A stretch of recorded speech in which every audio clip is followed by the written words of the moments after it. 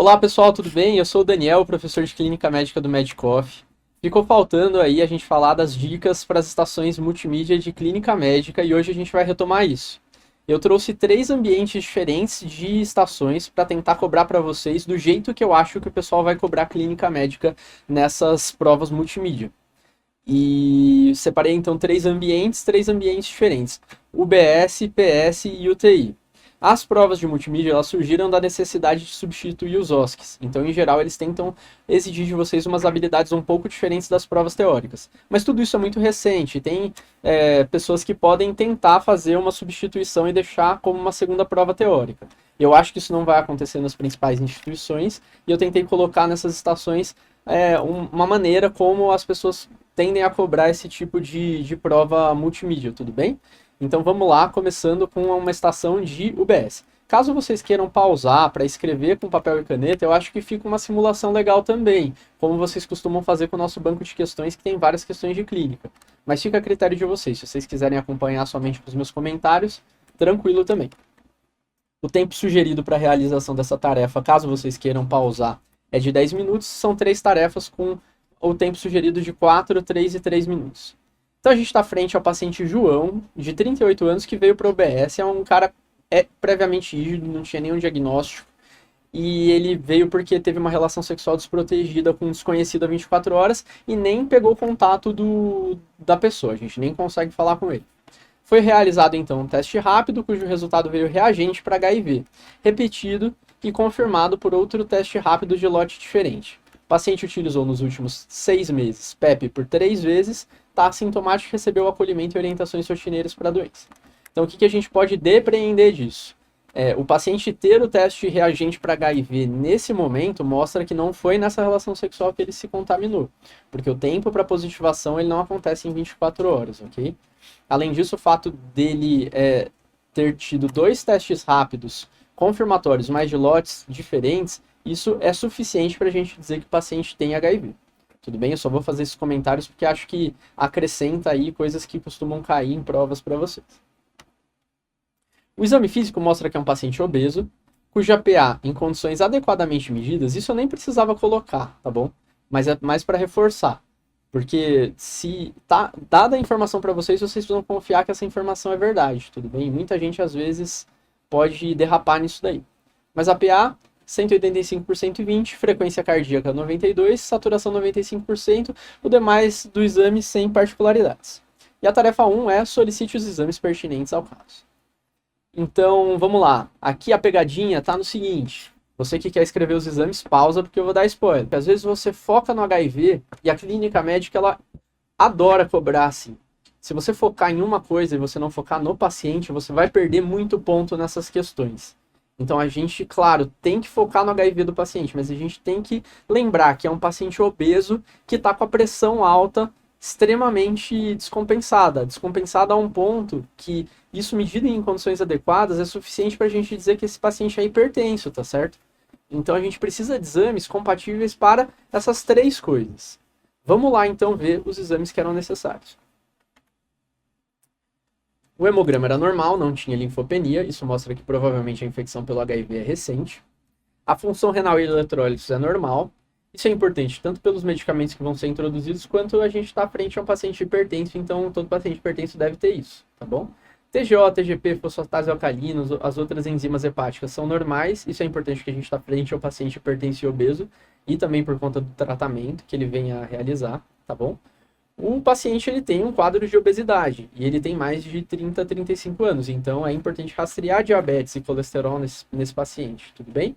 Então a glicemia de jejum mostra uma glicemia de jejum alterada e a hemoglobina glicada também, então a gente deu um diagnóstico de diabetes nesse momento, e vocês podem passar rápido nas questões multimídia e nem perceber. Então precisa estar muito atento em questões de clínica médica, porque nada é colocado ao acaso.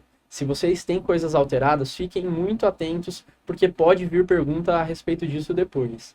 E aí a gente está frente a um paciente com HIV, então ele precisa ter um PPD e o eletro porque ele é hipertenso. Além disso, o paciente teve uma relação sexual desprotegida e tem HIV, então ele precisa das sorologias para DSTs, ele precisa das sorologias necessárias para o segmento do HIV, então é importante você saber se esse cara tem toxoplasmose ou não, se ele já teve, né? Porque se ele teve, ele aumenta a chance de ter lesão do sistema nervoso central durante a imunossupressão. E a carga viral e o CD4, que é importante para todo paciente HIV. Tudo bem? Esses são os exames. Raio-x de tórax é importante também. Estamos frente a um paciente hipertenso e frente a um paciente HIV, sem tratamento, então a gente precisa olhar como é que está o tórax dele. E é basicamente isso. Faz sentido? Todos esses exames eram exames justos e pertinentes para o caso, e vocês eram cobrados em relação a isso lá no checklist. Tarefa 2, então. Caso vocês queiram pausar, 3 minutos aí. Cite os diagnósticos do paciente, realize a receita ambulatorial pertinente. E aí, novamente, outra tarefa que exige de vocês um raciocínio clínico de clínico raiz, que é não olhar só para a questão do HIV. Então, a gente está frente a um paciente diabético, hipertenso, HIV, que tem um PPD alterado, então um PPD acima de 5 no paciente HIV. É suficiente para você dizer que ele tem infecção latente por tuberculose, tá bom? E acho que é isso. E ele tem uma obesidade, que obesidade é diagnóstico também. E precisamos então fazer a receita ambulatorial pertinente. Eu vou mostrar para vocês depois, tá bom? Aí a tarefa 3. Mais 3 minutos para vocês, quem quiser pausar. Caso inicialmente o teste rápido do HIV fosse negativo, quais seriam as condutas mais importantes? E aí tá o nosso checklist e o momento do debriefing. Diferente do que a gente faz no nosso banco de questões, eu tentei já fazer alguns comentários durante, mas vamos tentar retomar isso daqui no nosso debriefing. Então, na tarefa 1, o laboratório é aquele que eu mostrei na tarefa para vocês, tá? Na tarefa 2, os diagnósticos. HIV, não dá pra gente falar que é AIDS, porque ele não tem nenhuma doença definidora e a gente não sabe como tá o CD4 no momento em que perguntou, tá bom? Perdão. A gente até sabe como tá o CD4, mas não dá pra gente falar porque o CD4 ele não é tão diminuído, tá bom? DM2, provavelmente um diabetes, a gente aceitaria se fosse diabetes também. Hipertensão, lembrem na prova de tentar colocar o mais completo possível, porque às vezes eles têm checklists chatos. Sífilis latente, eu acabei esquecendo de mencionar para vocês, mas ele tinha um VDRL 1/64 e uma sorologia para sífilis positiva, e aí a gente cobrava que fosse de duração ignorada, porque a gente não consegue saber quando que ele se contaminou. A gente consegue dizer com certeza que não foi na relação a 24 horas atrás, porque a positividade da sorologia e do VDRL demora, tá bom? E além disso, a obesidade e a infecção latente por tuberculose que a gente mencionou. Tratamento, então, prescrição de tratamento. Demandaria que vocês conseguissem unir tudo isso. Então, tenofovir, lamivudina e dolutegravir como tratamento padrão de todo paciente que tem HIV. 2 remédios para hipertensão, e aí precisariam ser 2 remédios porque um paciente que está com a hipertensão descontrolada nesse nível, ele precisa de dupla terapia já, conforme a diretriz brasileira de hipertensão, tá bom? E aí a gente aceitaria qualquer um dos dos remédios de primeira linha. Então, BRA, bloqueador de canal de cálcio, tiazídico, qualquer um dos de primeira linha entrariam, tudo bem? IECA. Além disso, o paciente era diabético precisa começar tratamento e a primeira linha para o paciente DM2 é metformina. Precisaria tratar com benzetacil a sífilis latente e tomar isoniazida ou rifampicina para a infecção latente, ok? Na tarefa 3, eventualmente, se ele não tivesse o teste rápido positivo para HIV, aí sim ele teria total indicação de fazer PEP. A gente precisaria orientar ele sobre os riscos da relação sexual desprotegida sempre, coletar as outras sorologias e marcar retorno para novos laboratoriais e segmento, tá? Ele ia precisar repetir a sorologia para HIV e a sorologia para hepatite B e C, tudo bem? Hepatite C, no caso, né? Se ele fosse, a B dependeria aí se ele fosse vacinado ou não. E você também deveria oferecer PrEP para ele, porque é uma pessoa que está tendo relação HSH e está tendo também relação sexual desprotegida, comportamento de risco. Então ele entra dentro do preconizado para oferecimento de PrEP no Ministério da Saúde, tudo bem? É isso. Vamos para a próxima, então. Então vamos para a próxima estação. Essa estação ela vai ter 3 tarefas. Tempo sugerido: 3 minutos para a primeira, 4 para a segunda e 3 para a terceira, ok? A gente não vai passar todo esse tempo, diferente do nosso banco de questões, mas se vocês quiserem, pausem, peguem papel e caneta e manda abraço. Então, outro paciente HIV aí, é o João, de 38 anos também, procurou PS por dispneia, foi avaliado, no exame físico estava muito mal, estava mal estado geral, sonolento, hipotenso, febril, com uma frequência respiratória de 45, saturando bem com desconforto, em máscara não reinalante 15 litros por minuto. O exame pulmonar tinha estertores difusos e murmúrios bilaterais. Foram feitos os seguintes exames: uma anemia discreta, uma leucocitose, linfócitos super baixos, o que mostra que esse paciente tem provavelmente AIDS, né? Esse HIV não está sendo adequadamente tratado, um DHL super aumentado, e o DHL aqui, eu não vou dar spoiler para vocês pensarem nas tarefas, mas ele chama atenção, tá bom? Um sódio de 120, um potássio de 5, função renal, gaso arterial e função hepática normais. Esse é o raio-x do nosso doente. Aqui está um eletro também. Dá um tempinho para vocês analisarem o eletro. Tarefa 1, então, cite as hipóteses diagnósticas para o quadro e cite o principal procedimento indicado no momento. Quem quiser pausar, pode pausar. Então, eu acho que eu vou dar um feedback para vocês sobre as respostas depois de toda a tarefa para não comprometer a possibilidade de vocês treinarem dessa vez, tá? Tarefa 2. Você indicou a intubação. Realize a prescrição contemplando cuidados e medicações pré e pós procedimento. Tempo para vocês? Tarefa 3. Quais os exames pertinentes ao quadro nesse momento de pós-intubação?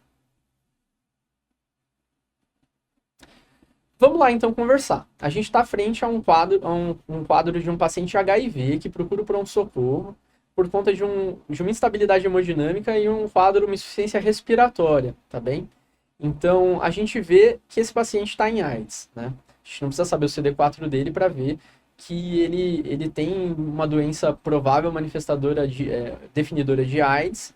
Então, um dos diagnósticos é AIDS. O diagnóstico presuntivo daquele raio-x, com uma disseminação cheia de pontinhos, assim, que sugere uma disseminação hematogênica, é a tal da tuberculose miliar, tá? E frente a um paciente HIV que tem um DHL muito aumentado, a gente sempre tem que pensar em pneumocistose. Ué, mas ele tem tuberculose miliar e pneumocistose? É.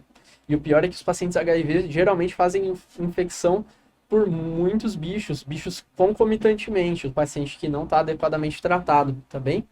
O eletro, ele não veio à toa, e as questões de clínica são assim. A gente vê um supradesnivelamento feliz do eletro. E aí, por isso, vocês precisariam pensar também que se a tuberculose é miliar, ela tem disseminação hematogênica, ela pode estar em outros lugares. Então, esse paciente tinha pericardite por tuberculose também, olha que interessante. E vejam como os exames laboratoriais alterados, vocês sempre têm que buscar uma interpretação para eles nas alternativas. Paciente que tem uma hiponatremia significativa com uma hipercalemia, você precisa pensar em insuficiência adrenal. E o paciente tinha uma doença que poderia gerar insuficiência adrenal, tinha tuberculose. Os fungos e as micobactérias, eles adoram as adrenais. Então, paracoco acomete muito a adrenal, a própria tuberculose acomete muito a adrenal, e aí vocês precisariam ter feito essa hipótese. E a instabilidade hemodinâmica do paciente poderia ser, inclusive, pela própria insuficiência adrenal, assim como ao quadro infeccioso. E aí, numa prescrição, vocês precisariam contemplar tudo isso. Então, o paciente, ele ia ser entubado, e tem que lembrar que dieta tem que aparecer na prescrição, então a gente coloca ele em jejum. A gente precisa começar o tratamento da tuberculose empírico, porque ele está muito grave. A gente coleta exames, mas começa o tratamento empírico, e aí o tratamento empírico vai ser RP mesmo. Por que a gente não começou o tratamento do HIV? Porque o paciente que está muito imunossuprimido com tuberculose, ele pode ter a reativação imune se você começar o tratamento do HIV e fazer a SIRI, né, que é a Síndrome Inflamatória de Resposta Imune. E aí isso pode piorar o quadro do paciente. Então, prescrever tratamento para o HIV nesse momento estaria errado. A gente dá corticoide endovenoso, porque a gente suspeita de insuficiência adrenal, tá bem? O paciente mereceria fazer expansão volêmica, mas a gente cobra que se desse noradrenalina também, porque a gente não poderia esperar a expansão volêmica fazer efeito para entubar esse paciente. Apesar de saturando bem com a máscara não reinalante, ele tem mau estado geral, está rebaixado e está visivelmente com desconforto. Então, a conduta correta para esse caso seria a intubação. Esse é o procedimento que estaria indicado, tá bom? E aí vocês precisariam prescrever noradrenalina também, porque se você intubar um paciente, por mais que você use drogas que mudem pouco a hemodinâmica, você precisa otimizar isso para minimizar a chance dele parar na intubação. Além disso, então, pela questão do DHL aumentado, vocês precisariam prescrever Bactrim empírico, prescrever antitérmico. Tem que lembrar que sintomas devem constar em prescrição também. Eles adoram cobrar assim. Então, o paciente estava febril, ele precisaria ter sido medicado. Se ele tivesse com dor, ele precisaria ter sido medicado na prescrição, ok? Paciente grave, que vai ser entubado, a profilaxia de TEV estaria indicada nesse tipo de quadro. Além disso, para entubá-lo, você precisaria prescrever as coisas. Então, nesse caso, só se aceitaria como medicação sedativa para intubação o etomidato ou a ketamina, e ele precisaria usar o rocuronium como bloqueio neuromuscular na sequência rápida, porque ele tinha um potássio de 5, então isso contraindicaria o succinilcolina, tá bom? Além disso, ele precisaria de uma prescrição de sedação e analgesia contínua, e aqui a gente não cobraria a dose, mas precisaria verbalizar, sei lá, midazolam, propofol e fentanil para analgesia contínua. Todo paciente entubado precisa ser sondado, porque ele vai receber opioide em doses altas, pode fazer retenção urinária, e ele precisaria ser sondado nasentérico tanto para receber os medicamentos, quanto posteriormente para receber dieta, tá bom? A profilaxia de TEV eu já mencionei lá em cima, e a profilaxia de úlcera gastrointestinal nesse paciente entubado em instabilidade hemodinâmica, ok?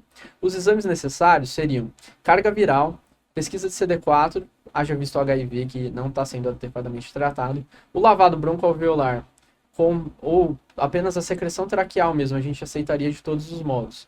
Com pesquisa de Bar e cultura para bactérias, pesquisa de pneumocistose, porque como eu disse, muitas vezes esses pacientes eles podem estar infectados por mais de um germe. Um novo raio-x de tórax pós-intubação, uma gasometria arterial 30 minutos após a intubação. Eventualmente, seria interessante ter o ACTH e o cortisol sérico para a gente firmar esse diagnóstico presuntivo de insuficiência adrenal. O líquor, afinal, a gente está frente a um paciente HIV em AIDS, que tem uma tuberculose disseminada, e ele tem também manifestações de sistema nervoso central, ele tem rebaixamento. A gente não sabe se o rebaixamento é pela instabilidade ou se é por alguma coisa que esteja acontecendo no sistema nervoso central. Então, esse paciente teria indicação de fazer líquor, tudo bem? O líquor é importante mencionar da celularidade, da cultura para bactérias de tuberculose, da pesquisa de Nankin para criptococo e do PCR para micobactéria tuberculose, porque a cultura ela demora muito e a cultura para bactéria e micobactéria ela vai dar o resultado só lá na frente e a sensibilidade não é das melhores, tá bom? Então, é questão difícil, mas eu acho que é assim que a clínica médica vai acabar caindo, se eles quiserem simular OSCE, porque era assim que os OSCEs caíam, tá certo? Espero que, além de exercitar os conteúdos teóricos disso, vocês consigam refletir sobre a forma com que vocês vão ser cobrados. E é isso uma coisa muito importante também dessa nossa intenção de trazer algumas questões multimídia para comentar com vocês aí. Segue o baile, Frankleizão. Vamos para o próximo. Então, pessoal, vamos para a última questão multimídia. Espero que vocês tenham aproveitado. Agora a gente vai falar de pronto-socorro.